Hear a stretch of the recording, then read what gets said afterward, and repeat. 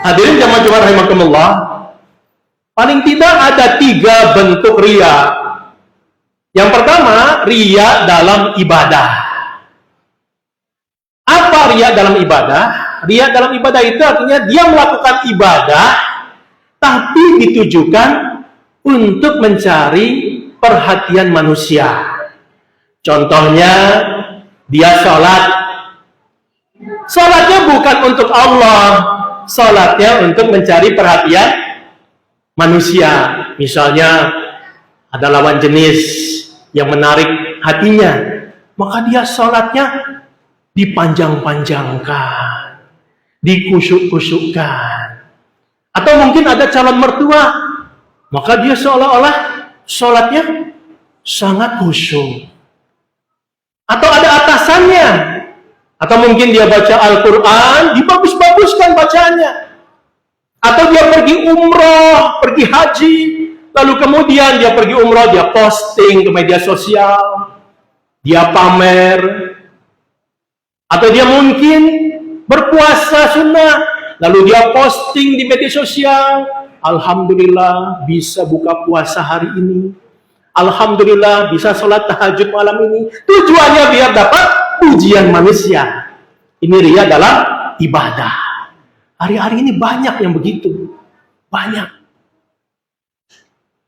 Yang kedua, riya dalam amal sosial. Riya dalam amal sosial, dia melakukan amal-amal sosial di tengah masyarakat.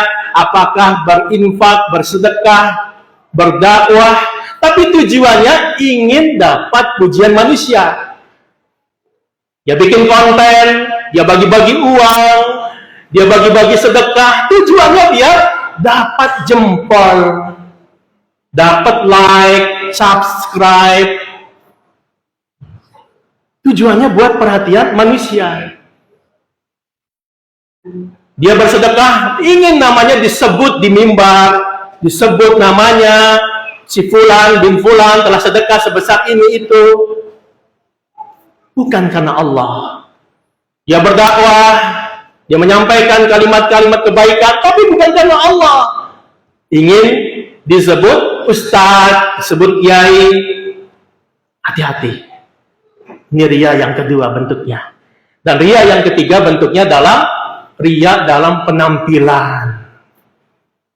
Penampilannya dengan pakaian-pakaian yang seolah pakaian yang agamis, seorang yang alim, biar disebut orang yang ahli ibadah.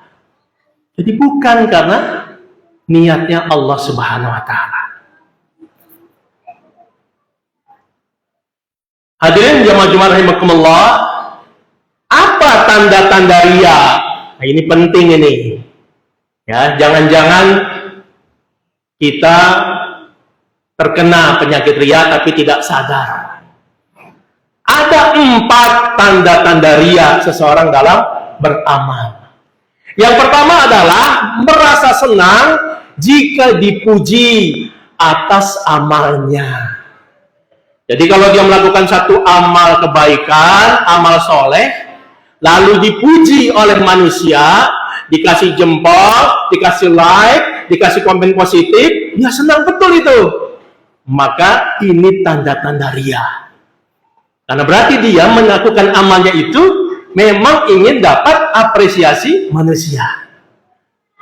Yang kedua, tanda riya adalah merasa kecewa jika tidak ada yang mengapresiasi. Sudah melakukan sedekah, sudah berinfak, sudah melakukan ibadah, nggak ada yang komen, nggak ada yang ngasih komen-komen pendapat positif, pujian, nggak ada. Yang kecewa itu. Oh, dia jadi kesel. Saya udah melakukan infak buat bangun masjid, nggak ada yang komen. Nah, ini tanda riya yang kedua. Tanda riya yang ketiga, melakukan kebaikan hanya ketika ada orang yang melihat. Jadi kalau ada orang ramai, orang jamaah, itu amalnya banyak betul. Amalnya semangat, karena banyak orang ingin dapat pujian. Tapi kalau sepi bagaimana? Nah, itu ciri yang keempat. Mengurangi amal ketika tidak ada yang menyaksikan. Jadi kalau sendirian, malas beribadah. Kalau nggak ada orang-orang lain, itu ibadahnya lemah. Ibadahnya males-malesan, ogah-ogahan.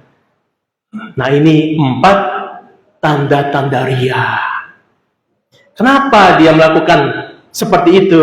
Karena memang dia melakukan amalnya bukan karena Allah Subhanahu wa Ta'ala, tapi mengharapkan pujian, pamer pada manusia.